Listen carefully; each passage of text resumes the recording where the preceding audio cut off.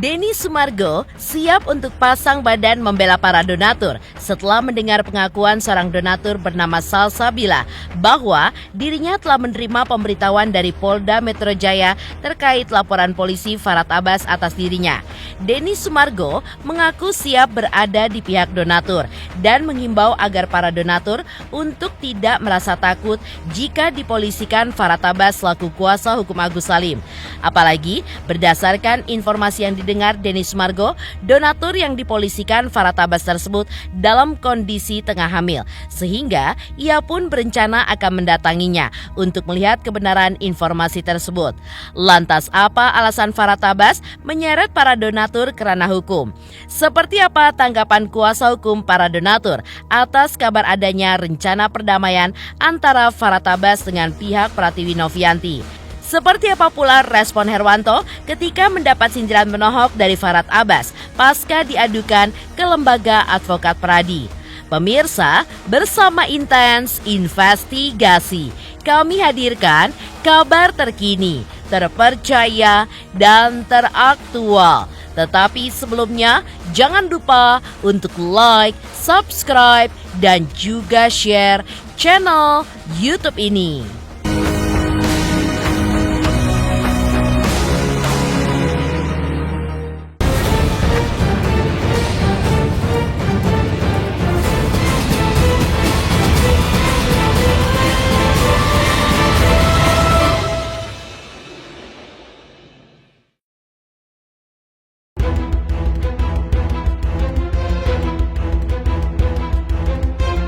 Ancaman Farhat Abbas yang akan melaporkan para donatur dan kuasa hukumnya belum lama ini tampaknya bukan isapan jempol belaka. Pasalnya, ada pihak yang mengaku donatur bernama Salsabila sudah menerima pemberitahuan dari Polda Metro Jaya terkait laporan polisi atas dirinya oleh Farhat Abbas. Mendengar pengakuan Salsabila tersebut, Denny Sumargo yang mengaku ikut bertanggung jawab dalam menggalang donasi melalui podcastnya menyatakan siap pasang badan demi para donatur yang akan dilaporkan oleh Farhat Abbas. Denny Sumargo mengimbau kepada para donatur untuk tidak takut lagi, apalagi gentar untuk menghadapi laporan polisi Farhat Abbas. Karena Denny Sumargo siap berada di pihak donatur dan tidak akan mundur selangkah pun dalam menghadapi Farhat Abbas. Apalagi menurut informasi yang didengar Denny Sumargo, donatur yang dipolisikan Farhat Abbas saat ini pun tengah hamil. Denny pun berniat untuk mendatangi langsung donatur tersebut untuk melihat kebenaran kabar tersebut. Jujur ya, walaupun ada Farhat Abbas di bawah, saya udah mendapat surat cinta dari pelaporan Farhat Abbas. Udah sampai ke tangan saya, Bang. Apa salah donatur sih di sini? Kenapa sampai donatur harus dilaporin gitu loh? Abang kasih tahu tuh ke Bang Pondah sana. Bilang Sabila udah dapat surat cinta dari Polda Metro Jaya atau laporan dari Farhat Abbas. Saya punya kok. Saya mau bilang sama ke Bang Terang aja. Bang Terang tahu nggak di posisi saya seperti apa? Dari awal saya menyuarakan isi hati para donatur, teman-teman saya mendapat intimidasi luar biasa. Sampai anak-anak saya bahkan terancam keselamatan dan nyawanya. Abang tahu itu? Dan jujur Bang, saya punya beban moral yang sangat besar. Ke-10 kawan saya dengan adanya kasus ini yang gak terang benderang malah meminta balik uang donasinya kepada diri saya pribadi karena saya yang mengcounter mereka semua. Abang tahu beban saya. Setega itu Abang bilang saya gak ikhlas Bang. Saya sangat ikhlas, bahkan saya diintimidasi luar biasa. Kenapa saya menghilang beberapa hari di Komalibang Faktual? Karena intimidasinya luar biasa. Jadi saya naik ini karena saya merasa resah pada donatur yang dilaporkan. Kenapa saya merasa resah? Karena uang donasi itu datang dari tempat saya curhat Bang. Donatur itu datangnya dari saya yang 1, sekian miliar itu. Saya punya kewajiban untuk menjaga donatur saya.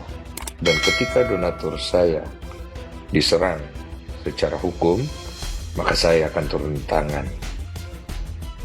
Apalagi saya dengar donatur saya salah satu yang dilaporkan itu sedang hamil. Saya akan memeriksa langsung dan saya menghimbau untuk donatur saya menganggap donatur saya karena datangnya dari tempat saya, jangan ada yang gentar. Saya Denny Sumargo bersama dengan kalian. Tidak mundur saya selangkah. Jangan takut. Jadi buat donatur yang dilaporkan yang sedang hamil itu, nanti saya akan periksa kebenarannya. Hubungi saya. Cari bagaimana caranya hubungi saya. Saya ada di belakang kalian. Jangan takut. Percaya. Kebenaran akan menemukan jalannya. Dan kalau saya sudah di belakang kalian, tidak gerak kita punya kaki, bosku. Ya, kalau untuk sekali lagi donatur, saya pribadi sudah menghubungi pihak dari Mbak Salbila atau Mbak Salsabila. Aku maaf lupa namanya. Kita udah hubungi beliau, kan katanya dia mau ke Jakarta tadinya ya, aku dapat info. Terus nggak jadi dikarenakan katanya keguguran anak kembar yang dikandungnya gitu. Tapi sekali lagi saya sudah berniat baik menghubungi beliau. Tadi mau saya tanya, kan saya nggak tahu nih ceritanya kan. Saya cuma tahu di VT-VT aja. Saya mau tanya kronologinya. Tanggal 27, 28 kalau nggak salah dia mau ke Jakarta, Salbila ini. Tadi udah ngomong. Kan aku pribadi kan aku pengen secara langsung gitu loh. Jadi aku secara personal aku mau tahu seperti apa ceritanya. Terus apa yang bisa saya bantu. Terus apa yang harus saya lakukan, kan saya harus ngobrol personal sama beliau gitu. Benar-benar. Terkait donatur yang dilaporkan, kan bukan saya yang melaporkan, malah saya yang bantu melindungi donatur ini gitu. Apa yang bisa saya bantu, saya siap kok bantu beneran. Tapi jangan seolah-olah sekarang jadi dilemparnya donatur kesalahan ke kita. Jadi ngerti nggak? Jadi kayak donatur ini korban. Kok jadi salah kita? Orang saya aja yang berjuang untuk mengamanahkan. Dilaporin? Iya gitu. Saya siap loh dilaporin untuk membela ini semua gitu. Jadi ya semoga sih bisa wise ya, bisa bijaksana lagi. Dari sisi Farhad Abbas menilai para donatur bagaikan orang yang sudah menyumbang dengan ikhlas. Karena itu, sudah tidak perlu lagi ikut campur dalam masalah kisru donasi Agus pada saat ini. Dan terkait rencana Farhad Abbas yang siap menerima rencana perdamaian dari pihak Novi setelah disurati secara resmi, Farhad Abbas mengingatkan kepada pihak-pihak lain yang tidak berkepentingan untuk tidak berusaha masuk dalam kasus tersebut. Termasuk juga Herwanto yang melaporkan dirinya ke Pradi. Karena bagi Farhad, kuasa hukum Novi yang resmi hanyalah tim Brian Praneda saja. Coba aja mereka kalau hanya polling aja, kalau harus memilih satu kuasa, satu orang donatur, satu pengacara. Yang dendanya atau jumlahnya cuma 10.000, silahkan cari pengacara siapa yang mau bayar. Yang 1 juta silahkan juga cari pengacara untuk sidang 2 tahun, silahkan. Dan ingat ya, itu orang yang sudah menyumbang itu seperti masuk dalam celengan, gak bisa diambil lagi.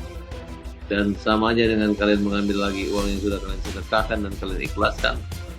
Itu sama dengan mengambil semua dosa-dosa dan menanggung semua dosa-dosa orang yang berdosa di dunia ini.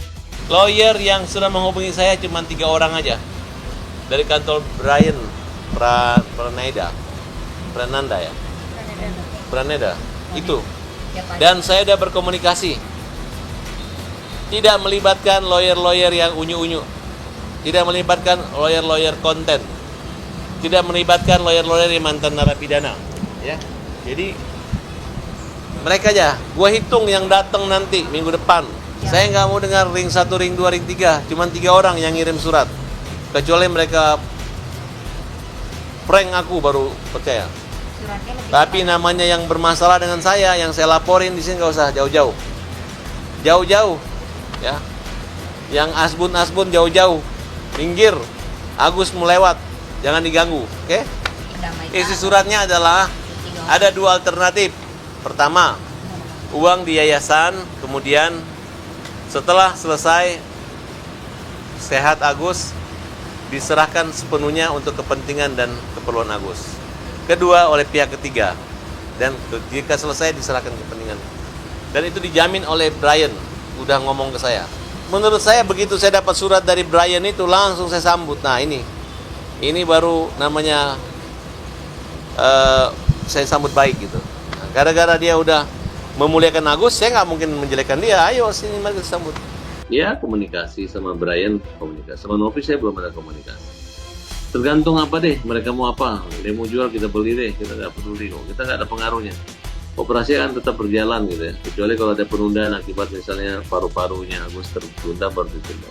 Saya laporin kamu biar sampai mewek.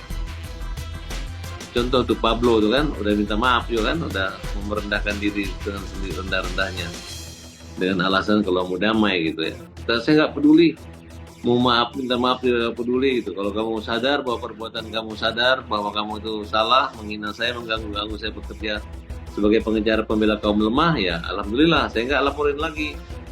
Saya bisa cabut laporan saya. Tapi kalau kalian masih petenteng-tenteng nyerang-nyerang pribadi dan mempermalukan saya hajar.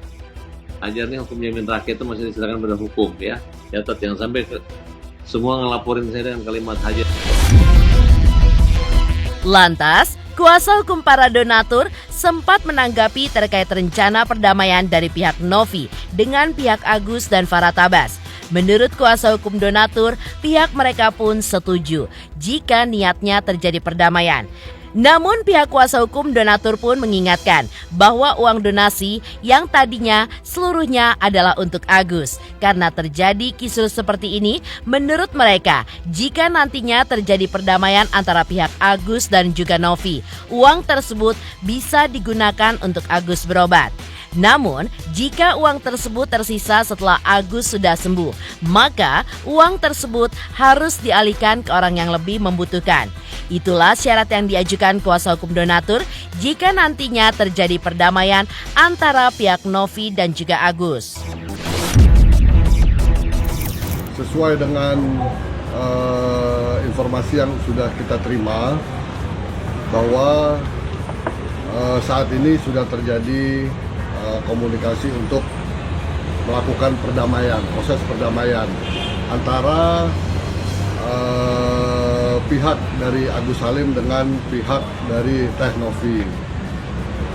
Terkait hal ini, kami amat sangat mengapresiasi bahwa ternyata semakin hari perkembangannya semakin baik dan sudah terbuka komunikasi untuk melakukan perdamaian. Terkait dengan perdamaian ini, kami dari pihak kuasa donatur saat ini tetap membuka aplikasi suaraku.co.id. Kenapa? Karena kami ingin mengetahui lebih lanjut format dari perdamaian ini dan klausula-klausula apa saja yang diperdamaikan. Nah, jadi kami hanya mempending, mengulur, menunggu pelaksanaan dari perdamaian itu. Apakah perdamaian ini berjalan dengan baik dan apakah poin-poin dalam perdamaian ini sesuai dengan harapan kita semua, yaitu bahwa dana yang ada dapat digunakan oleh Agus dan terhadap sisanya dapat diberikan kepada pihak-pihak yang membutuhkan. Jadi kami wait and see, kita lihat, kita berdoa semuanya bersama-sama untuk kemajuan terbaru hari ini, yaitu terlaksananya perdamaian dengan baik. Nah, apabila dalam pelaksanaan itu nanti ada sesuatu yang tidak baik, misalnya terkait dengan donasi, ya kan, setelah dilakukan pengobatan kepada Agus, masih ada sisa dana donasi, kemudian itu diberikan kepada korban-korban lain yang membutuhkan, maka kita sangat sepakat dan kita akan mengurungkan niat kita untuk mengajukan gugatan ke pengadilan. Namun sebaliknya apabila format perdamaian ini dan poin-poin dalam perdamaian ini tidak memberikan rasa keadilan bagi kami, maka kami tetap akan terus mengajukan gugatan ke pengadilan negeri. Namun terhadap hal itu kita masih welcome. Oke, silakanlah. Silakan kalau memang bisa dilakukan secara mediasi. Kita appreciate. Namun itu pesan saya cuma bagaimana format perdamaiannya, bagaimana klausula perdamaiannya. Ya, kalau dia bilang sisa dana setelah digunakan untuk pengobatan Agus itu adalah dana milik Agus dan bisa digunakan semaunya Agus, ya kan? Nah, dia sendiri kan yang melaporkan ke Mensos bahwa kegiatan donasi yang dilakukan oleh penyelenggara Teknovi dan Densu adalah ilegal. Harusnya dia sadar dong. Kalau itunya aja udah ilegal berarti kan hasilnya juga ilegal. Terus dari mana dia klaim itu bisa digunakan oleh Agus? Jadi gini loh.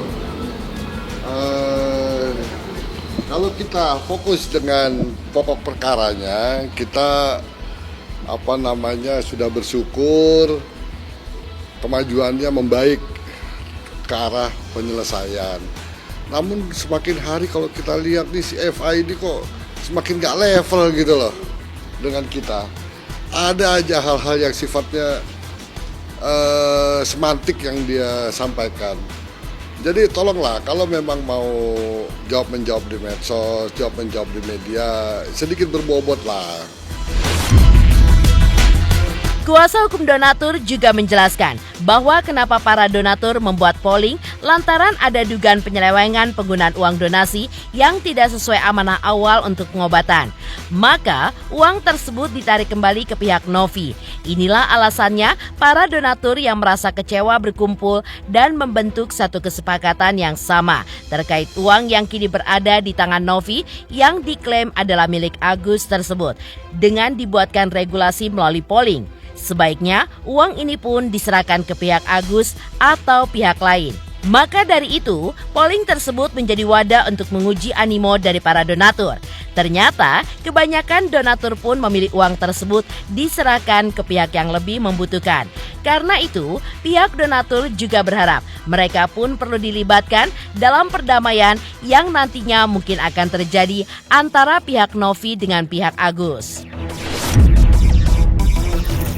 Dasar kita adalah sebagai donatur atau mewakili donatur, di mana persoalan ini sebelumnya kita nggak mau tahu mau bagaimana proses uang itu, karena kita sudah merasa didonasikan. Tapi karena ini ditarik kembali oleh Novi, dianggap ada penyalahgunaan uang yang tidak sesuai amanah, lah pemilik uang perlu dong tahu, kok bisa begitu? Kok bisa jadi seperti ini? Jadi kalau dibilang nggak perlu tahu atau nggak usah urut campur, saya sedang tidak mencampuri dia, gitu ya. Saya nggak mencampuri dia, saya sedang mencampuri donasinya. Gitu. Donasinya ini kan untuk Agus, donasinya ini dari donatur. Nah, donasinya ini sekarang ada di Teknovi. Gitu. Kemarin kita sih sudah puji yang bersangkutan mau berdamai.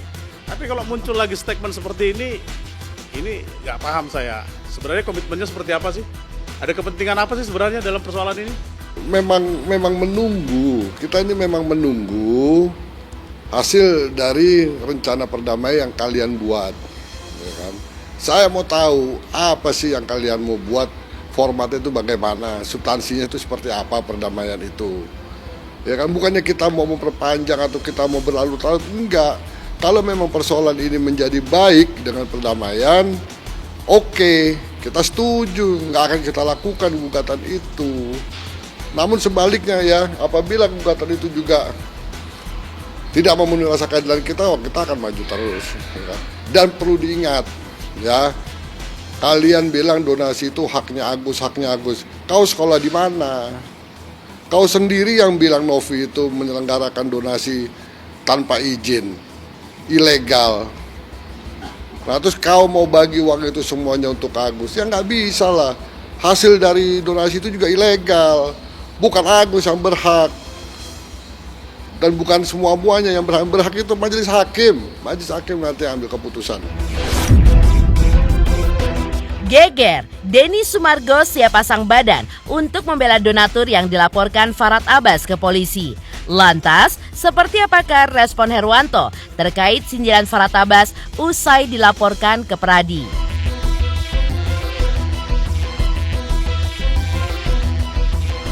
Selamat untuk intens investigasi karena sudah mencapai 3 juta subscribers di YouTube.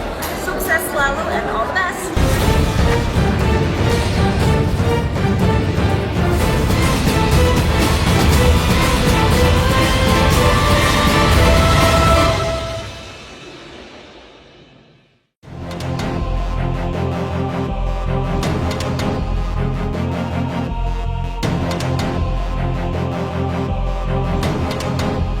Perseteruan Farhad Abbas versus Herwanto kini berujung saling mengadu ke pihak terkait. Ya, setelah sebelumnya Herwanto mengadukan Farhad Abbas ke Pradi melalui postingannya di sosial media. Farhad pun menjawab bahwa dirinya tidak segan untuk memenjarakan Herwanto jika laporannya ke Pradi tersebut nantinya tidak terbukti. Tak hanya itu, Farhad Abbas pun juga diduga kerap menyindir Herwanto lewat akun media sosialnya. Pengacara Gundul, segera buktikan gue melanggar kode etik. Kalau nggak lo buktikan, gue pidanain lo sampai lo tua di penjara. Tulis Farhad Abbas di akun sosial media pribadinya. Kalau pengacara yang nggak punya prestasi, yang ganggu-ganggu gue atau lapor-lapor gue, jangan coba-coba berani. Kalau nggak mau terpuruk atau jadi kodok. Menanggapi sindiran dari Farhad Abbas, Herwanto mengaku tidak mau banyak menanggapi hal tersebut.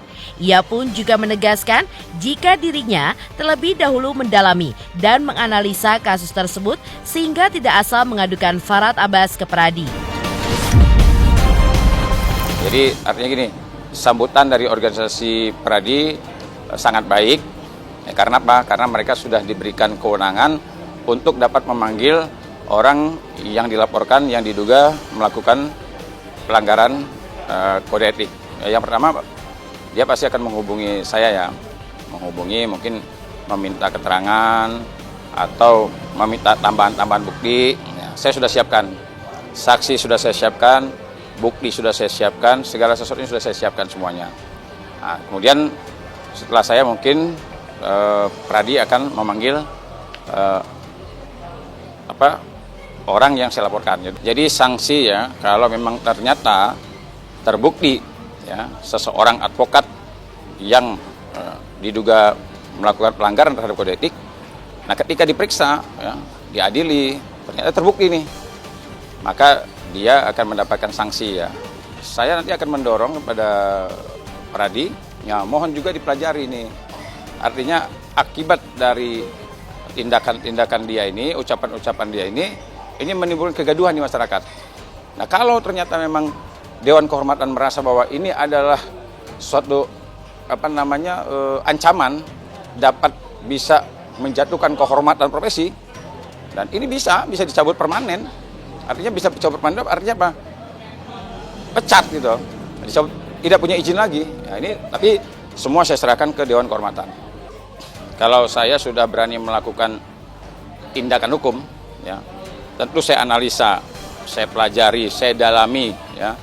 Tidak mungkin asal-asal lapor aja, ya. Saya bukan pengacara asal lapor. Ini sedikit lapor, ini sedikit lapor, ini sedikit lapor, ya. Kalau dia pasang status ya terkait dengan apa yang saya pakai, ini kan statusnya dia pertama itu menunjukkan ini foto gini nih, dia dari Shopee apa dari apa itu? Ada di situ ada kalimat. Itu sudah lama saya dikirim.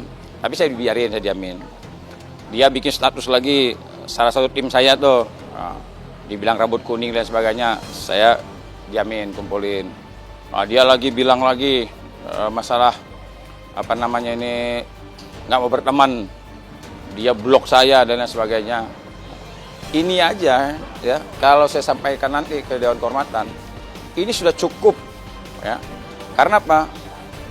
Yang namanya rekan sejawat itu harus saling hormat menghormati.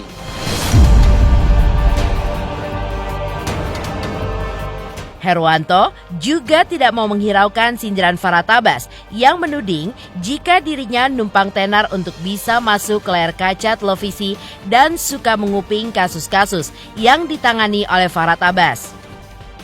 Hanya gundul yang gak nyambung dan kurang kerjaan yang mulung dan nguping kasus-kasus yang gue tanganin. Ujuk-ujuk mau lapor kode etik. Minggir sana, kang tukang nebeng, masuk TV. Hahaha. Tulis Farah Tabas sembari tertawa. Menurut Herwanto, dirinya tidak pernah ingin numpang tenar dari Farah Tabas. Lantaran dirinya pun akan tetap tampil di media dengan pemikiran hukumnya sendiri. Saya mencermati apa yang dia katakan. Rasa-rasanya apa yang dia katakan itu sebenarnya lebih cocok untuk dia. Lebih cocok untuk dia sebenarnya. Kalau seandainya nebeng di TV gitu kan, oh saya ya bisa saya pastikan. Seandainya pun saya menjadi pengacara terkenal, saya pastikan yang bisa membuat saya terkenal itu karena apa? Karena prestasi saya, pendapat hukum saya, argumen hukum saya yang memiliki dasar yang kuat. Nah, kalau dia menjadi terkenal karena apa? Ya kan masyarakat tahu semua. Kenapa? Ya jawab aja sendiri, ya kan? Sampai orang bisa kenal dia itu karena apa? Terus prestasi dia apa? Jadi lebih cocok kalimat itu untuk dirinya sendiri. Lihat loh pendapat pakar-pakar hukum. Dari 1.000 orang yang mengeluarkan pendapat, ya hanya 0,sekian% yang berseberangan sama saya. Nah, itu salah satu contoh aja. Saya tidak perlu sebutkan banyak-banyak lah. Karena apa? Karena dia sudah menyebutkan masalah gugatan Kapolri. Kalau saya menyebutkan semuanya nanti saya dibilang saya sombong lagi.